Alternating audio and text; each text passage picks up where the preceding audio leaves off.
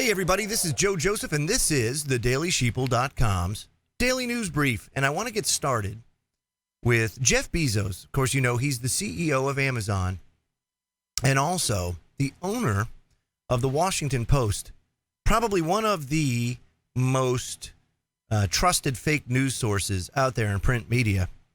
And, you know, he has a long, steady relationship with the deep state. Now, you've seen a lot of talk about how President Trump, and you've actually seen a lot of action, too, with the deep state going and making taking a bunch of information and leaking it out to the press, causing Michael Flynn to have to resign. And Alternet.org has a great piece. Jeff Bezos is doing huge business with the CIA while keeping his Washington Post readers in the dark. It says Amazon has a bad history of currying favor with the U.S. government's national security establishment. Isn't that interesting? It says news media should illuminate conflicts of interest, not embody them. But the owner of the Washington Post is now doing big business with the CIA, while readers of the newspaper's CIA coverage are left in the dark. Let me stop there. Operation Mockingbird started many years ago in the 1940s, I think it was. And at the time, I think it was the OSS that started it, and then the CIA carried it on. And the CIA paid people in media, personalities, because that's what they are now, folks. They're not journalists, they're personalities. You know, anybody can take a story that they're fed and doctor it up with some fancy words and then put it out. But true investigative journalism is dying because it's under attack. Accountability is under attack. And the powers that shouldn't be, those in big business, as far as, you know, way up top, the movers and the shakers, they don't want to be accountable to you. And so they're doing everything they can to strip that from our society. It says the Post's new owner, Jeff Bezos, founder and CEO of Amazon, which recently landed a $600 million contract with the CIA. But the Post articles about the CIA are not disclosing that the newspaper's sole owner is the main owner of CIA business partner Amazon. Now, think about that. So you enter into an agreement with the CIA, a $600 million contract, which I would have to think is pretty significant to Amazon. And that's not going to influence the way that you report the news because you own the Washington Post. What if the Washington Post did an expose on the deep state? What if they exposed things that the deep state didn't like? And then they held that $600 million contract or any other business that Jeff Bezos has, either through blackmail or other means. You know, you kind of dangle it out there and say, look, either retract that story, don't print this, don't print that, or we'll take the money away. Huge conflict of interest there. And it says, and there's likely to be plenty more where the CIA largesse came from. Amazon's offer wasn't the low bid, but it won the CIA contract anyway by offering advanced high-tech cloud infrastructure. Bezos personally and publicly touts Amazon Web Services, and it's evident that Amazon will be seeing more CIA contracts. Last month, Amazon issued a statement saying, quote, "We look forward to a successful relationship with the CIA." I'm sure you do look forward to a successful relationship with the CIA. Now, as Amazon's majority owner and the Post's only owner, think about this, Bezos stands to gain a lot more if his newspaper does less ruffling and more soothing of CIA feathers, which is exactly what they're going to do. And you won't see mainstream media tout the deep state too much. You saw it on Fox News with Dennis Kucinich. And what an amazing interview. I mean, that's one that will be mirrored time and time and time and time again. Because very seldomly, if ever, do you ever have a current or former non-representing representative go on the record and basically tell the truth like Dennis Kucinich did. And there is a war going on inside the government right now and outside the government. You have Donald Trump and his people that are trying to make change in the way that they see it. And then you have the deep state, which is fighting it because it goes against everything that the globalist New World Order establishment is looking for. Or, and there's a third option, because, we don't live in a two-dimensional world. There's many, many, many options out there. But a third option that I thought of was, what if this is all being done on purpose? What if this is all being done with the ultimate goal of destabilizing the United States enough for the UN to come in and say, okay, stop, everybody, let's take a deep breath, let's come to the table, and let's figure out a way to do this. And that could be there could be many different outcomes of that. Of course, one being, hey, why don't we just do away with paper money and all of our individual economies, and let's go to a one global economy. Let's go to a credit-based monetary system. Let's do away with cash. I mean, we see it going on all the time, everywhere. And we also see economic factors that are starting to creep in that are causing or will cause issues here in the very near term. I'm going to go over a couple now. CBS Market Watch reports that inflation is surged in January by the most in 4 years. This according to the Consumer Price Index. And that's very important to note because these are the numbers that prompt the Fed to raise interest rates. And when you raise interest rates, it counters everything that President Trump may be trying to do with regards to the economy and stimulating it, either through tax cuts or otherwise. Because if people are paying more interest, it's less in their pocket. Same thing for the national debt. The interest goes up, the national debt goes up as far as our service payment. And historically speaking, if you take the last 25 years or so and you average out interest rates, you'll find that the average interest rate during the last 25 years is anywhere from 5 to 7%. So we'll just call it like a 6%, okay? But that's historically low. If you take a look at the Federal Reserve in its totality from 1913 on, that interest rate is extremely low. So what happens if they raise the interest rates to, say, 5%, 5.5%?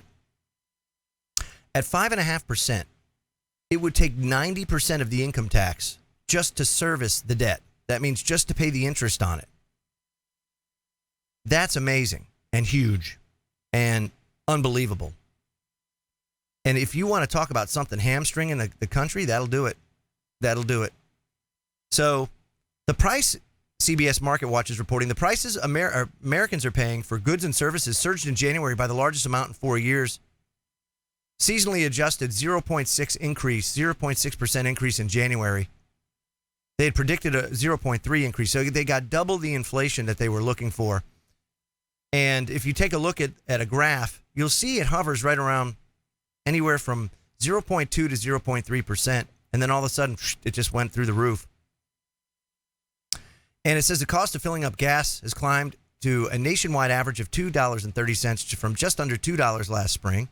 So you've got that there. And the Consumer Price Index has climbed 2.5%, the biggest increase in a 12-month span in 5 years. So you're seeing a huge curve. If you take a look at a graph of the Consumer Price Index, you'll see from about July 2015 or August 2015, the graph just starts to go up, way up.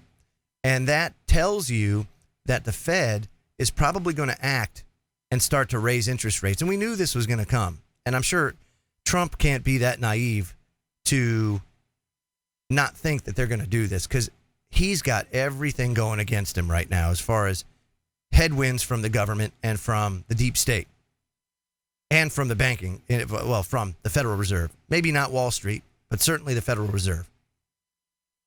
So it's interesting there. SHTFplan.com also ran a piece. Obama killed our economic freedom, stagnation, unemployment, and deteriorating economic and social conditions. It says anyone who feels like the American dream is dead can now cite solid evidence of its abrupt end. It seems that 8 years of life under Comrade Obama was not only difficult economically, but was fiscally difficult for most American families because his administration had done so much to restrict economic freedom. Until his time, a basic tenet of American life and essential to fostering a vibrant economy in the middle class and working classes.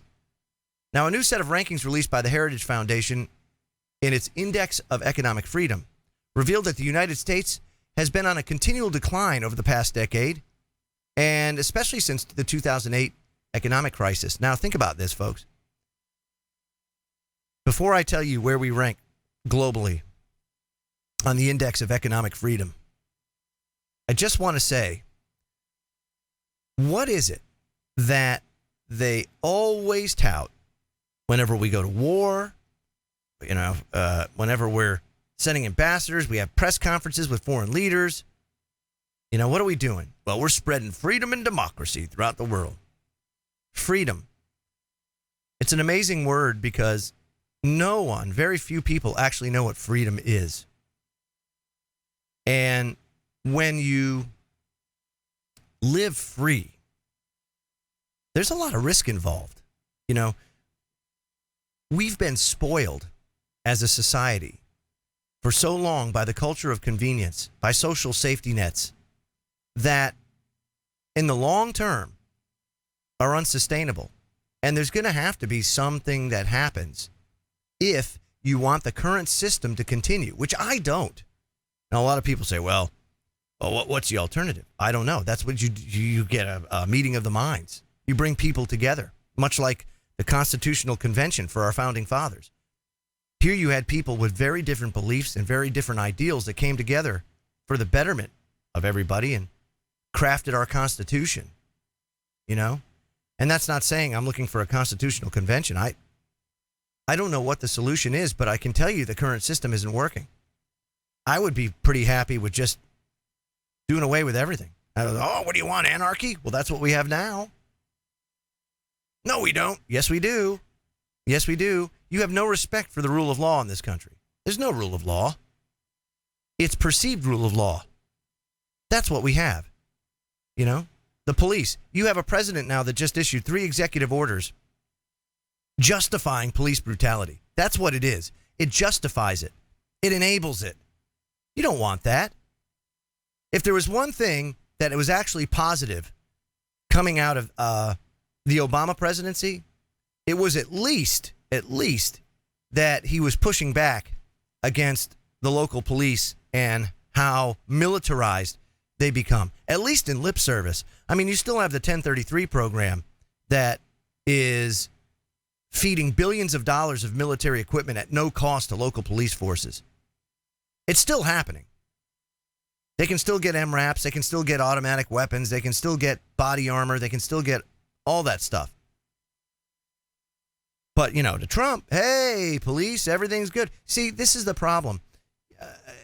You have the makings of somebody that could end up being, for lack of a better term, a benevolent dictator.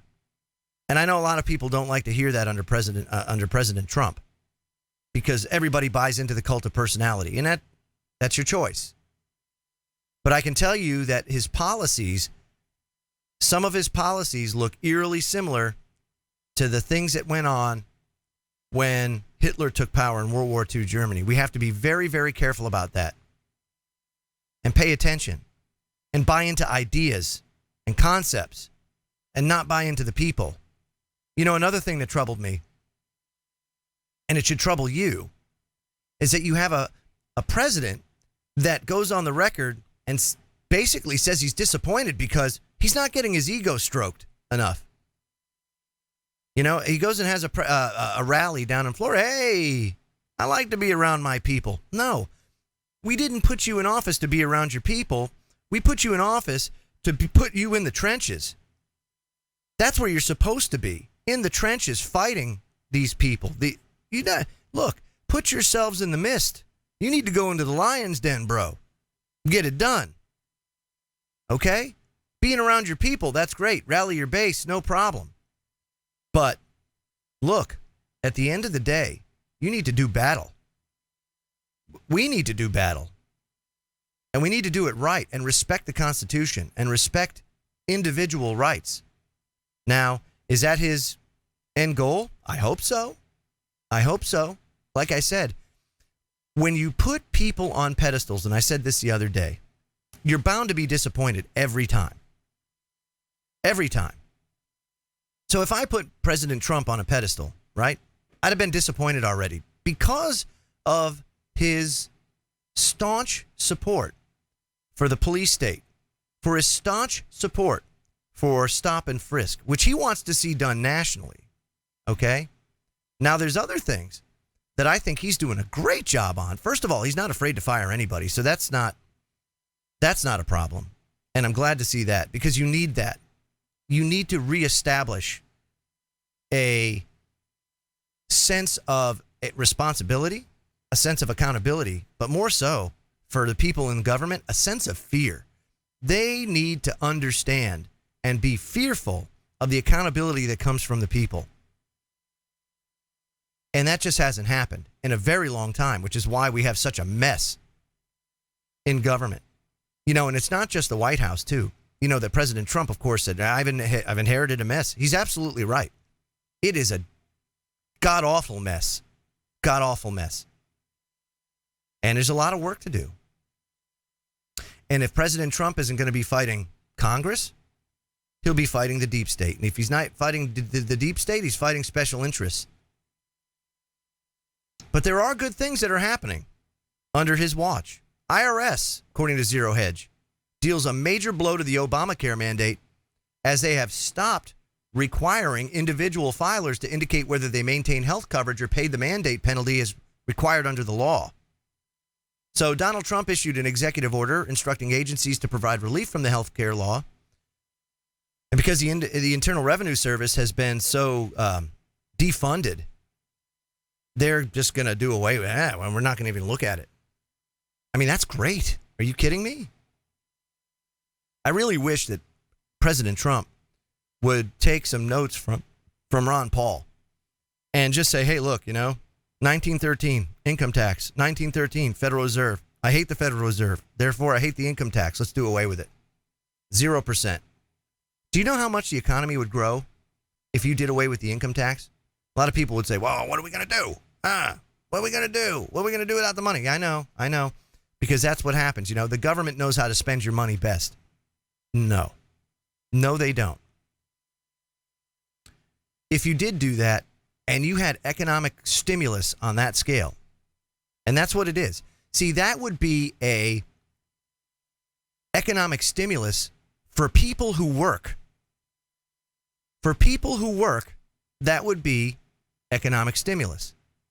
For people who don't work and that milk the system through income redistribution, it's not going to be a good day for you.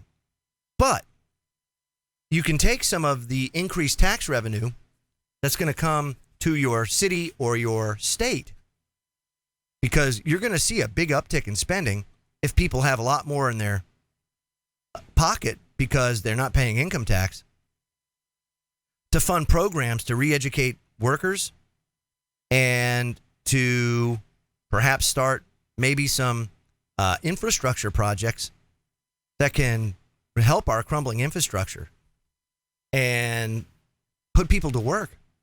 One of the most major problems we have, we talk about bridges and roads and everything else, but infrastructure-wise, I think our number one problem is water. People don't understand that in the major population centers, the water pipes are aging. We're seeing it in Detroit now, but that's just the tip of the iceberg. Because as these pipes that are 75, 100 years old continue to break down, you have lead and copper leaching into the water supply, and that's going to cause a whole bunch of issues. As a matter of fact, I think the cost of upgrading the infrastructure, the water infrastructure, I think was put at $1 trillion. $1 trillion. So, I mean, if you're going to spend it, put people to work, let's do it, But I think it's better served if you leave it to the states. And the best way to bolster the states isn't for the federal government to take on more debt. It's for the government to divest itself of unconstitutional agencies to balance the budget and do away with the income tax to put more money in the people's pocket and more money in the state coffers through their income tax, if that's the way they want to roll, or sales tax or otherwise. But you're going to see it. You're going to see it. If you put money in people's pockets, people will spend it. That's just the way it is. And, I'm encouraged and I'm discouraged. I like Trump. I don't like Trump. I'm a middle of the road guy. You'll never hear me endorse a Trump or a Sanders or anybody else because they don't live up to my standard. And it's just going to be a day-to-day thing where we monitor and we watch and we provide accountability, and the rest is history. But be wary, because there's some crazy stuff coming down the pipe. There's some talk now that George Soros is planning an American Spring, and that on May Day, they're planning a 3 million people protest in Washington, D.C. So keep that on your radar as well. I heard that from Robert Steele, former CIA guy. He was on InfoWars and was talking about that. So very interesting things that are going on. Pay attention, be safe, and I'll have another news brief for you tomorrow. Subscribe to our newsletter over at thedailysheeple.com and our YouTube channel, The Daily Sheeple. Have a great night, everybody. Take care.